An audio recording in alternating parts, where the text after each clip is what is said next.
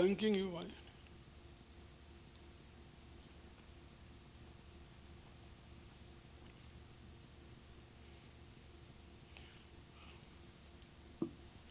हाँ जी, अब बताइए क्या सुनना है, क्या बोला जाए।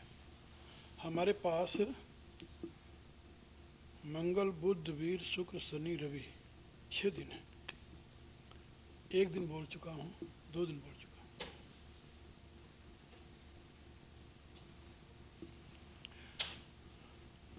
इन 6 दिनों में जो आप लोग सुनना चाहो, हम क्रमिक रूप से वो आपको समझाते हैं। स्वामी जी का चैप्टर 4 आपने 15 श्लोक तक लास्ट ईयर किया था। 15 श्लोक कर दिए थे। हाँ जी, हैं?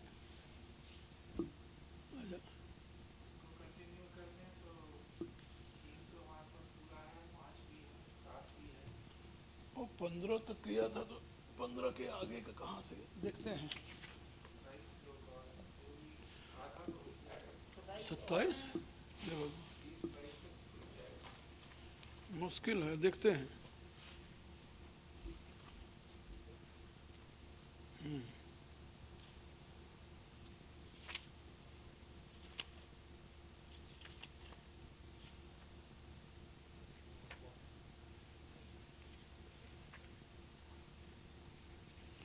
अच्छा, कर्म ब्रह्मार्पण योग है।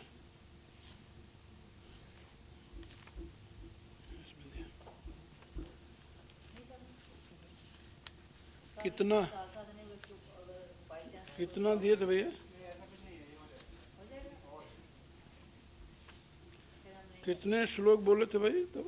15 लास्ट जो आपका लेक्चर है वो 15 श्लोक है। 15 श्लोक तक आखिरी जो आपका डिस्कोर्स है। 15वें का है। श्लोकम किम कर्म किम कर्मेति कवि पितृमोचा। मैंने चेक किया।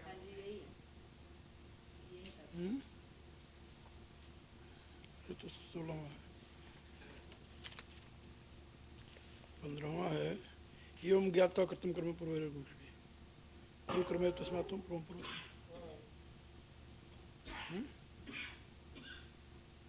15वां तो ये है।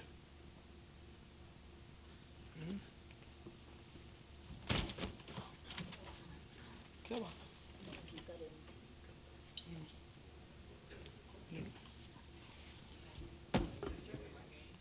नमाम कर्माण लिपंतु न में कर्म प्लेस फिर ये तमाम योग जानाति कर्म विघ्न से बद्धते।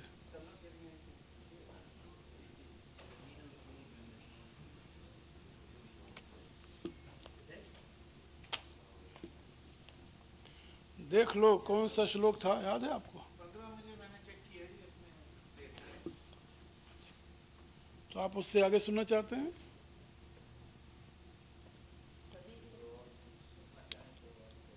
उसे कंटिन्यूस करें, चौथे अध्याय से आगे।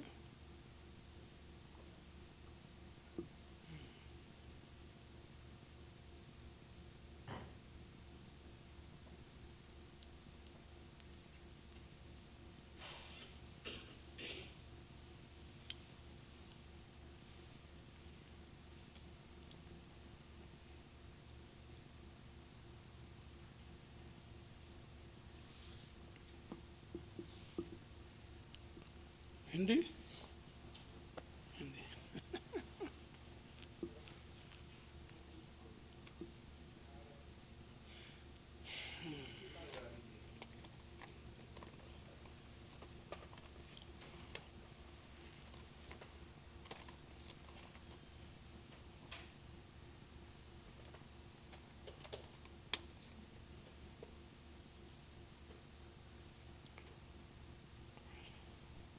ओ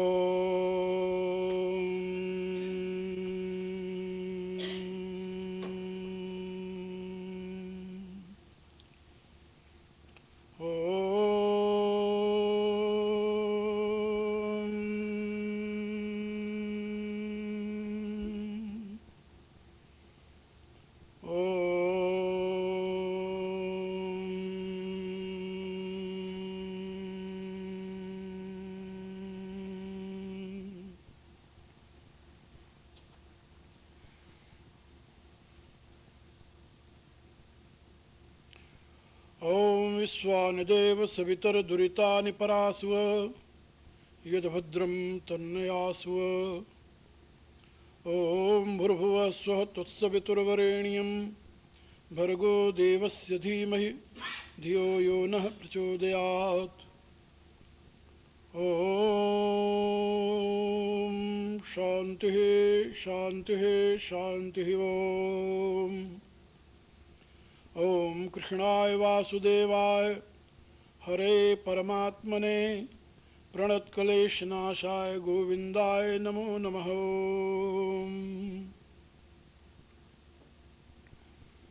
मेरी प्रिय आत्माओं, करुणा निधान भगवान की करुणा सदैव आप सब पर बनी रहे,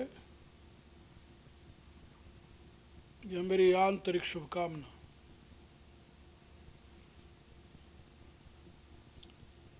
गत वर्ष गीता के चौथे अध्याय पर कुछ दिनों तक सत्संग हुआ था। इस वर्ष उसी को क्रम में रखने की इच्छा है आप लोगों की। इसलिए जो 6 दिन हमें मिले हैं इस यात्रा में, उन 6 दिनों में गीता के चौथे अध्याय के 16वें श्लोक से लेकर के आगे व्याख्या की जाएगी। गीता स्वयं में एक अनुपम और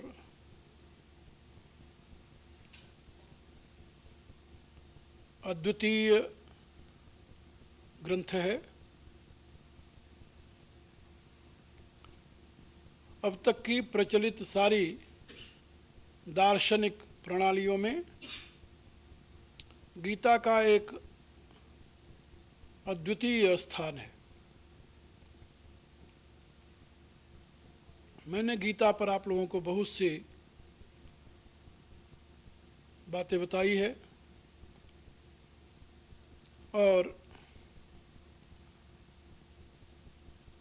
प्रतिवर्ष बताने के पश्चात ये विचार में आता है कि अमुक बात रह गई, नहीं कही जा सकी।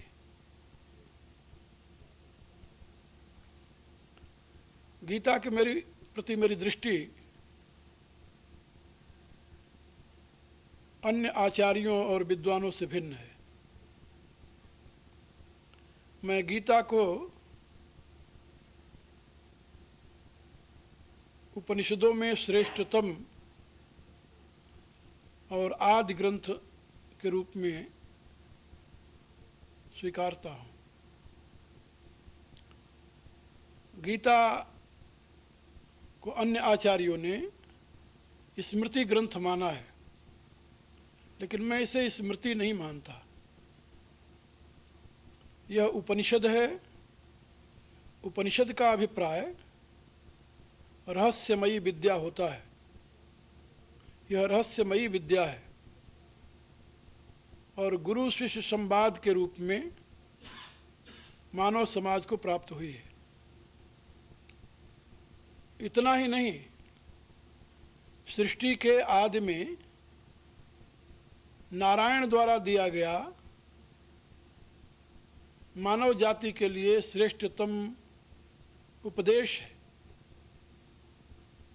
गीता की अंतर परीक्षा से यह स्वयं ज्ञात होता है। भगवान ने स्वयं ये बात समझाई है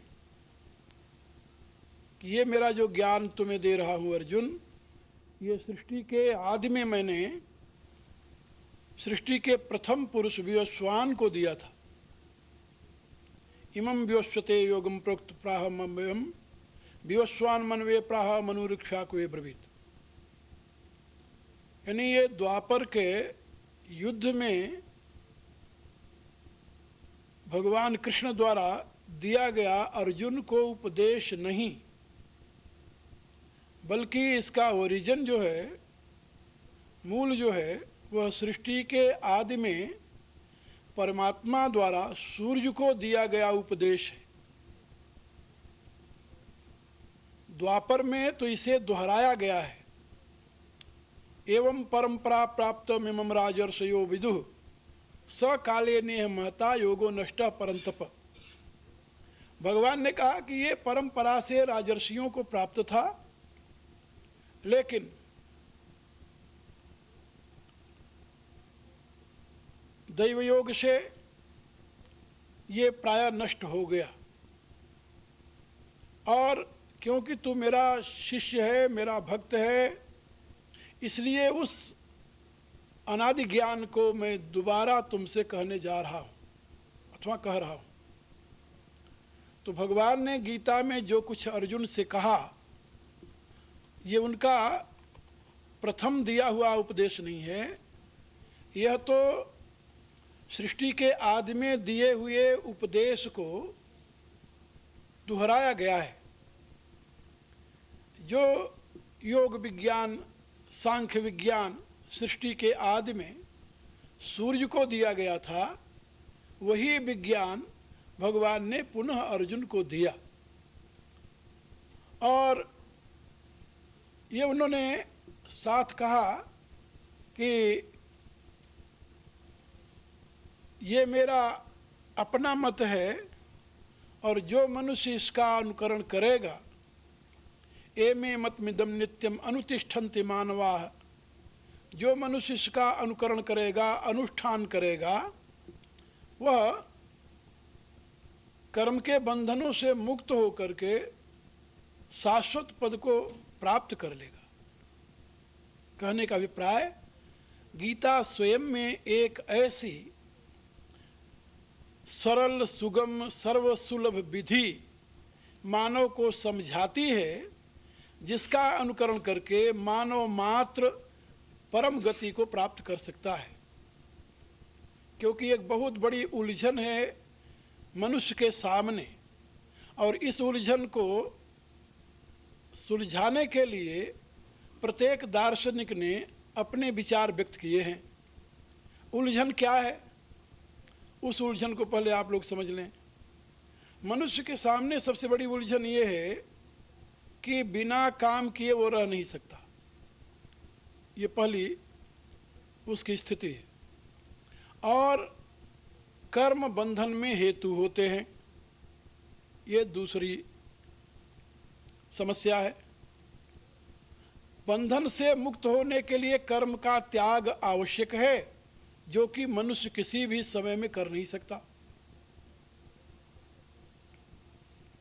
कॉम्प्लिकेशन देखिए, मनुष्य कर्म के बिना एक क्षण भी नहीं रह सकता। पहली बात, कर्म करने पर मनुष्य उसके फल के द्वारा बंधन में आ जाता है। बंधन में रहना किसी को प्रिय नहीं है, क्योंकि शास्त्र का ये मत है, सर्वम परवशम दुखम सर्वम आत्मवशम सुखम। दुनिया में जितने दुख हैं सब परतंत्रता में हैं, और जितने सुख हैं सब स्वतंत्रता में हैं। ये सिद्धांत है। अब मनुष्य की नीति देखिए, बिना कर्म किए वो रह नहीं सकता। कर्म करने पर उसे बंधन में पड़ना पड़ेगा, बंधन उसे प्रिय नहीं है। तो क्या करे, कर्म छोड़ सकता नहीं, और कर्म करते हुए बंधन से मुक्त हो नहीं सकता। ऐसी एक समस्या है मनुष्य के सामने, जिसका कोई समुचित समाधान किसी भी ग्रंथ में नहीं है। एक बात। दूसरी बात यह है कि जिन धर्मावलंबियों ने मनुष्य के लिए मोक्ष का मार्ग प्रशस्त किया है, उन्होंने एक मत से मनुष्य को कर्म संन्यास की सीख दी है, कर्म त्याग की सीख दी है। एक मत से। दुनिया में कोई ऐसा धर्म अभी तक नहीं उत्पन्न हुआ जो मनुष्य को ये कहता हो कि तुम कर्म करते हुए भी मोक्ष को पा सकते हो।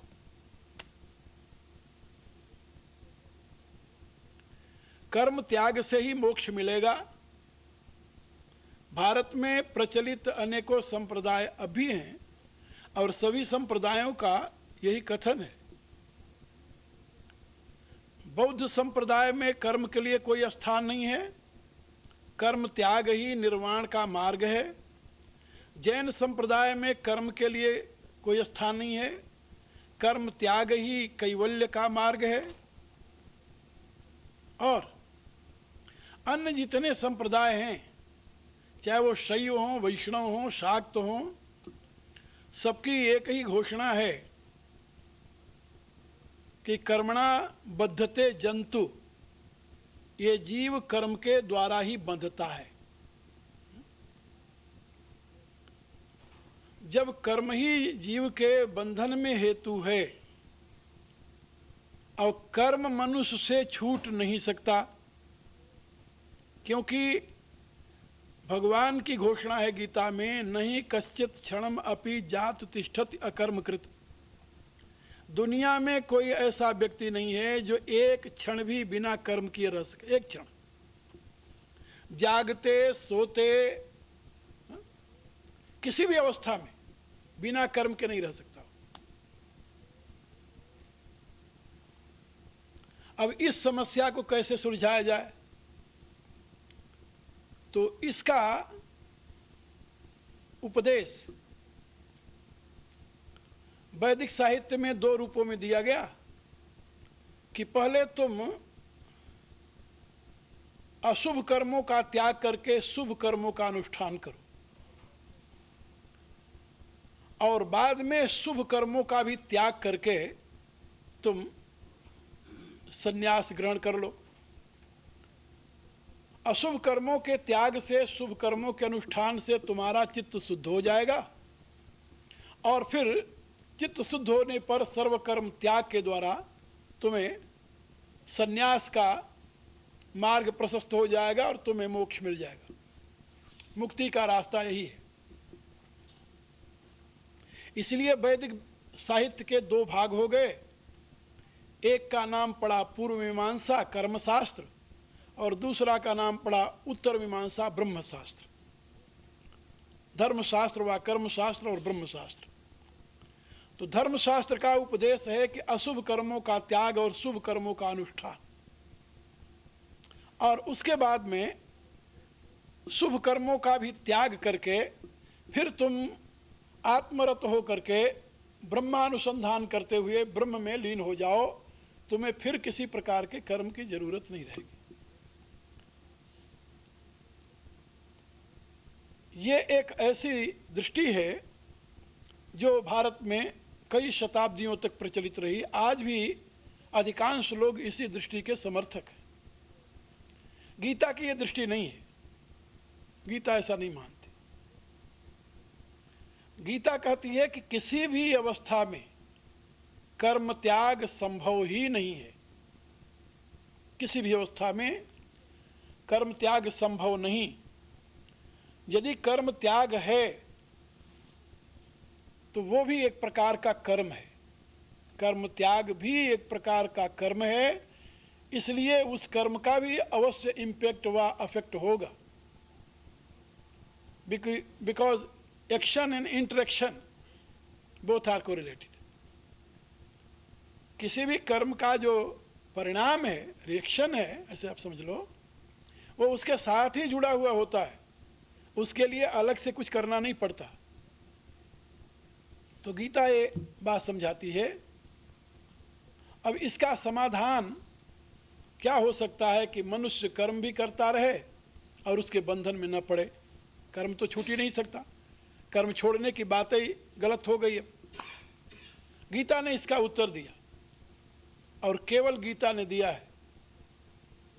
इसलिए केवल कह रहा हूं कि यह दृष्टिकोण इतना स्पष्ट रूप से गीता के पूर्व कहीं मिलता नहीं।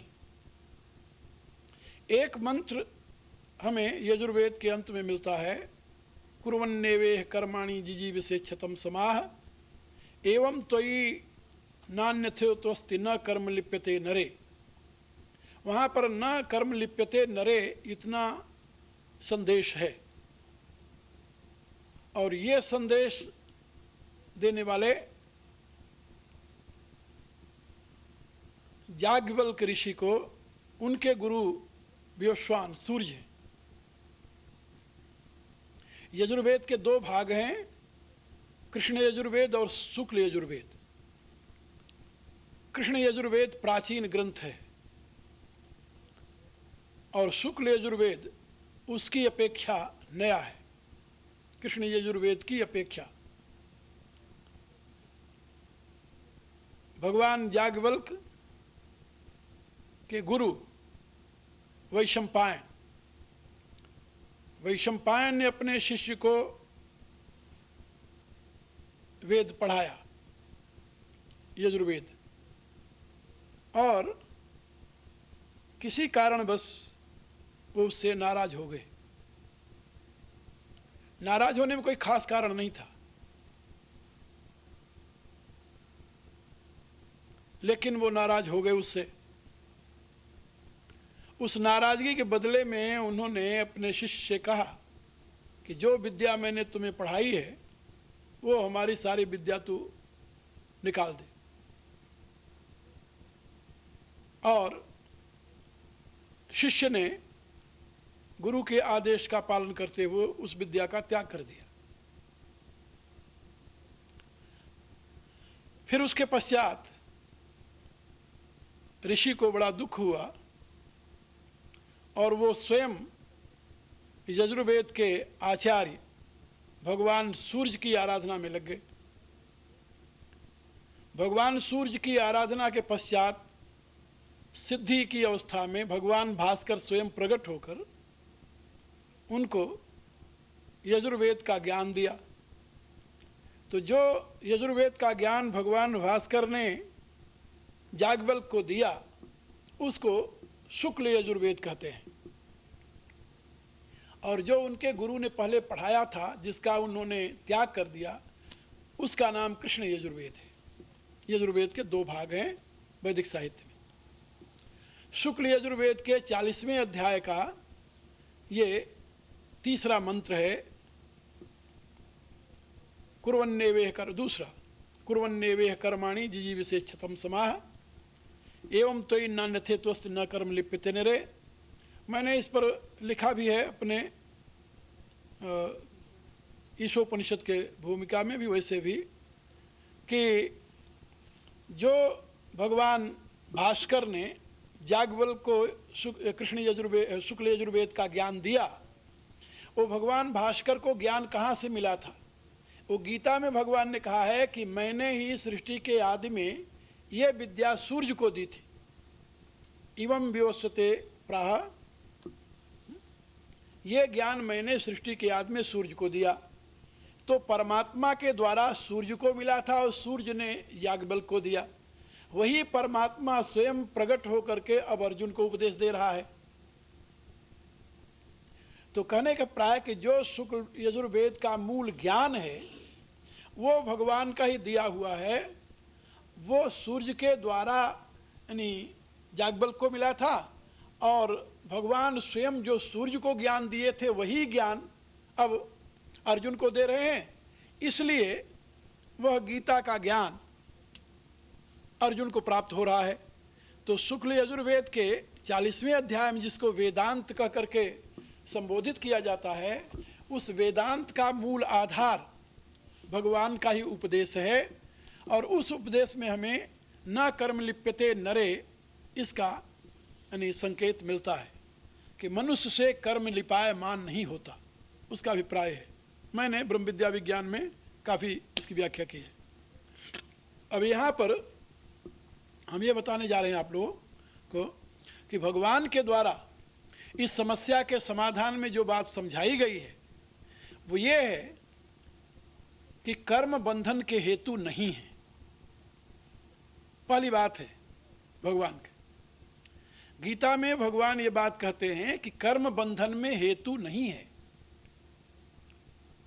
कहा बंधन में हेतु क्या है? भगवान कहते हैं वासना। ये दो बातें आप लोग समझ लें।